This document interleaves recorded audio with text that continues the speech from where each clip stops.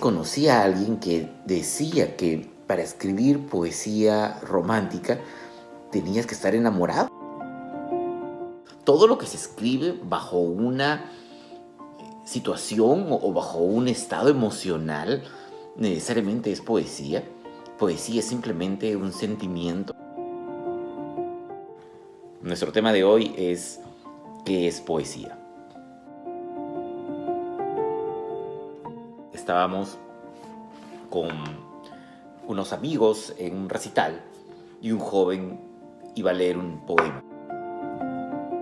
Estaba vestido todo de negro y contaba que había tenido una relación sentimental que había terminado y que él había escrito un cuaderno de poesía. Y como resultado de la relación que había terminado, su novia había quemado todo. Había quemado todo el cuaderno, excepto un poema que era el poema que iba a leer esa noche. Comentamos que esa novia debía haber sido una persona terrible por haber hecho eso. Alguien que ha escrito una obra, siente el dolor de perderla y nos pareció que había actuado de manera inhumana. Luego él leyó el poema y entonces cuando terminó nos miramos con mis amigos y dijimos que efectivamente la novia era malvada porque debió haberlo quemado todo. Hay una pregunta previa. ¿Por qué es importante este asunto de las definiciones? ¿Por qué es importante definir la poesía? Vivimos en un mundo donde las bases objetivas del concepto han pasado a un segundo plano, donde las personas se han desconectado de la posibilidad de la verdad. El concepto se ha relativizado de tal modo que ya no es importante lo que significa objetivamente para todos, sino lo que significa para ti. Los encargados de la limpieza de este museo arrojaron esta obra de arte a la basura pensando que se trataban de desperdicios y no del trabajo que se estaba exponiendo. Es muy difícil que alguien piense o confunda el David de Miguel Ángel con basura. De manera objetiva, la mayoría de las personas considerarán que el David de Miguel Ángel es una obra de arte. Esta es una cuestión filosófica que no tenemos tiempo de abordar ahora, pero que podemos enunciar de la siguiente manera. Los seres humanos somos seres simbólicos. Conocemos la realidad, la experimentamos a través de percepciones. Es por eso que podemos transmitir información. Una vez interpretado el estímulo, por ejemplo, podemos denominar a un fenómeno como electricidad y otro como peligro, y ya no tenemos que pasar por esa experiencia para poder entenderla. La definición de los conceptos nos permiten entender la historia sin haberla vivido. Experimentar indignación por un suceso del que no fuimos testigos. El mundo moderno ha llegado a dudar del concepto, o por lo menos de los elementos objetivos de la construcción del concepto. Y esto ha tenido enormes repercusiones en el arte. La cuestión es esta. Si no existe un estándar de verdad en la estética o en el arte, entonces cualquier cosa que el sujeto sienta como arte puede serlo, si para él lo es. El resultado es que mucho del arte contemporáneo es esencialmente feo.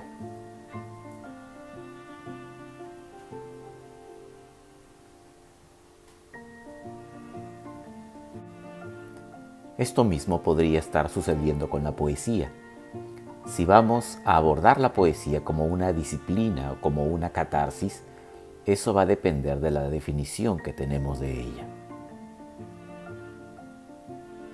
Si la poesía es puro sentimiento o no es más que un mero sentimiento o una catarsis donde yo arrojo mi furia o mi amor o cualquier emoción, simplemente arrojo las palabras sin ningún tipo de trabajo en ellas, tal como salen de mí, y es válida simplemente porque expresa un sentimiento que es sincero. O de si se trata de un arte que, como cualquier otro, exige trabajo, estudio, esfuerzo y talento. Aristóteles decía que la definición requería considerar dos aspectos: el género próximo y la diferencia específica.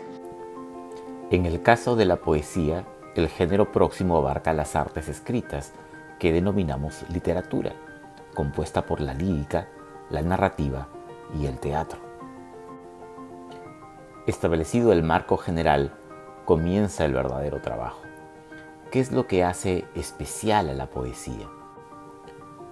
¿Qué es lo que diferencia un cuento de Bryce Echenique de un poema de Huidobro o un ensayo de Ortega y Gasset de unos versos de Vallejo? Aristóteles aborda un punto esencial del arte en general. La esencia de la actividad artística es la imitación. Esta idea va a ser luego ampliada, discutida, desarrollada, enriquecida. Por ejemplo, para Huidobro la poesía, más que una simple imitación, es un acto de creación. En ese sentido va también Paul Valéry. En el siglo XIX, Hölderlin veía la poesía como un medio para alcanzar la verdad. Era un medio para llegar a un conocimiento. El poeta tenía que tener una intuición superior. Para Keats, en cambio, el poeta está frente a una situación contraria. No es aquel que ha llegado a una verdad superior, sino el que ha aceptado que no todo puede saberse, ni que todo puede ser explicado.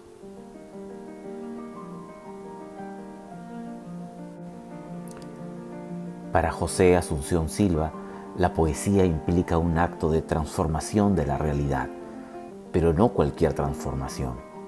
La visión parece hasta cierto punto platónica.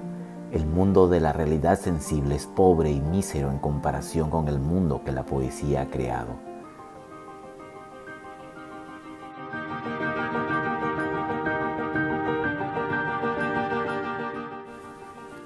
El verso es vaso santo. Poned en él tan solo un pensamiento puro, en cuyo fondo bullen hirvientes las imágenes como burbujas de oro de un viejo vino oscuro. Allí verted las flores que la continua lucha jode el mundo frío, recuerdos deliciosos de tiempos que no vuelven y nardos empapados en gotas de rocío. Para que la existencia mísera se embalsame cual de una ciencia ignota, quemándose en el fuego del alma enternecida, de aquel supremo bálsamo, basta una sola gota.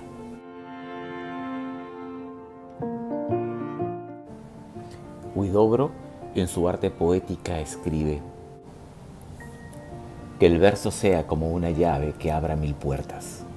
Una hoja cae, algo pasa volando, cuanto miren los ojos creado sea, y el alma del oyente quede temblando. Inventa mundos nuevos y cuida tu palabra. El adjetivo, cuando no da vida, mata. Estamos en el ciclo de los nervios. El músculo cuelga como recuerdo en los museos, mas no por eso tenemos menos fuerza. El vigor verdadero reside en la cabeza. ¿Por qué cantáis la rosa, oh poetas? Hacedla florecer en el poema. Solo para nosotros viven todas las cosas bajo el sol. El poeta es un pequeño Dios. El arte poética para Borges es como un espejo. Permite ver el reflejo de lo que somos. Mirar el río hecho de tiempo y agua y recordar que el tiempo es otro río. Saber que nos perdemos como el río y que los rostros pasan como el agua. Sentir que la vigilia es otro sueño, que sueña no soñar y que la muerte que teme nuestra carne es esa muerte de cada noche que se llama sueño.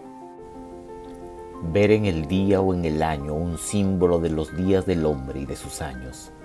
convertir el ultraje de los años en una música, un rumor y un símbolo. Ver en la muerte el sueño, en el ocaso un triste oro, tal es la poesía que es inmortal y pobre. La poesía vuelve como la aurora y el ocaso. A veces en las tardes, una cara nos mira desde el fondo de un espejo. El arte debe ser como ese espejo que nos revela nuestra propia cara. Cuentan que Ulises, harto de prodigios, lloró de amor al divisar su Ítaca, verde y humilde. El arte es esa Ítaca de verde eternidad, no de prodigios. También es como el río interminable que pasa y queda y es cristal de uno mismo, heráclito inconstante, que es el mismo y es otro, como el río interminable.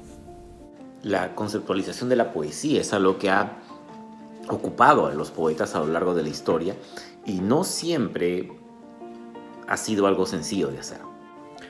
De acuerdo a lo que hemos visto, podemos establecer por lo menos dos elementos esenciales en la poesía. El primero es el ritmo. La poesía no es algo para leer silenciosamente como una novela o como un ensayo. El lirismo de la poesía hace que su impacto o su finalidad como instrumento de comunicación se cumpla cuando es oída. Puede ser que nos guste el texto al leerlo silenciosamente, pero es cuando lo escuchamos que realmente lo experimentamos. Esto se debe al ritmo del poema. No necesariamente debe presentarse en rima perfecta y consonante. No necesariamente debe seguir la métrica. Actualmente se escribe en verso libre y sin embargo el poema tiene ritmo. En la poesía se busca la unión entre sonido y sentido. La composición poética es una composición rítmica.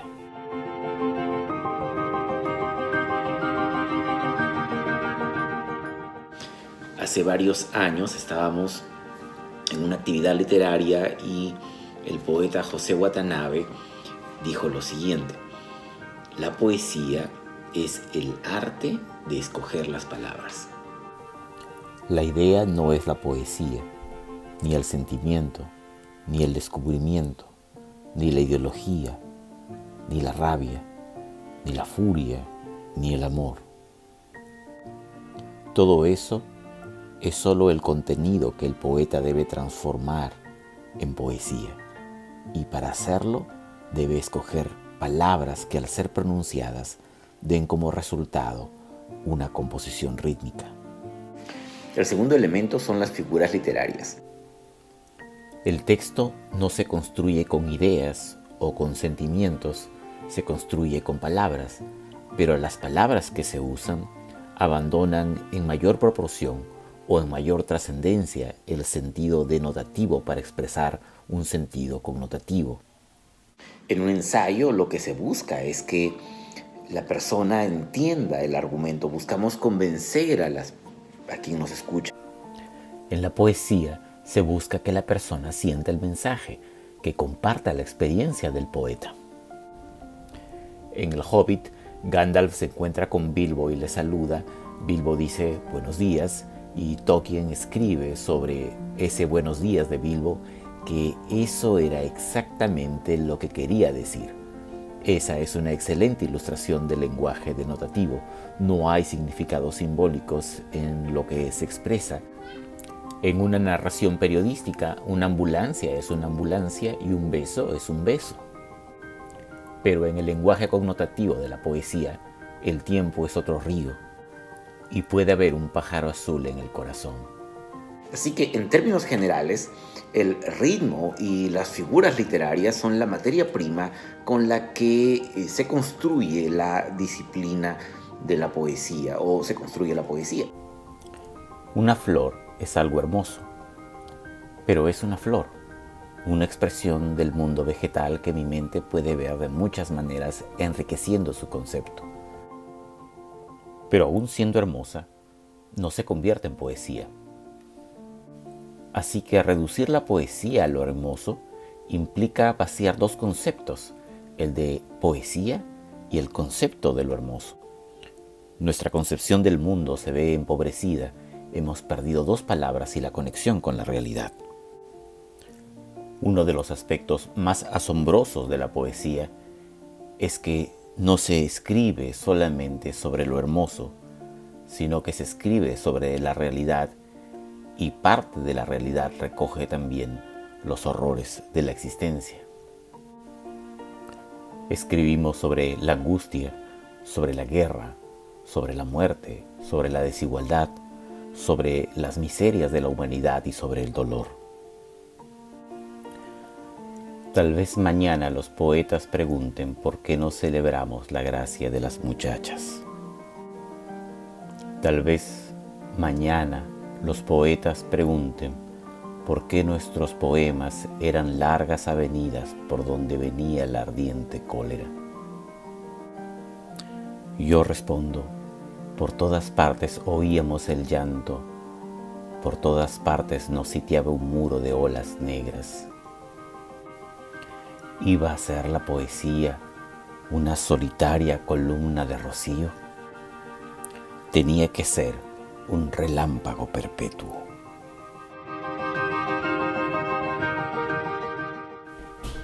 ¿Qué es la poesía entonces?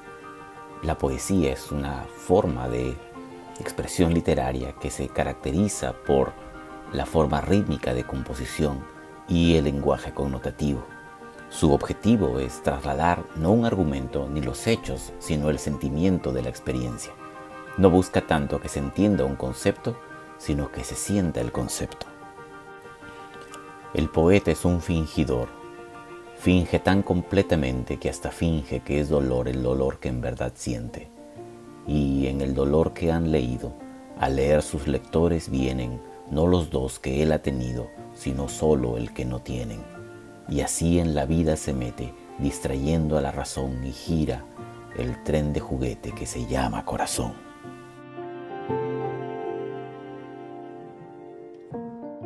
¿Qué otros elementos consideras que forman parte de la esencia de la poesía? ¿Estás de acuerdo? ¿Estás en desacuerdo con lo que hemos mencionado? ¿Crees que la poesía es una disciplina en la que hay que trabajar? ¿Crees que simplemente es decir lo que tú sientes? Si te ha gustado el video, dale like, compártelo y déjanos tus opiniones.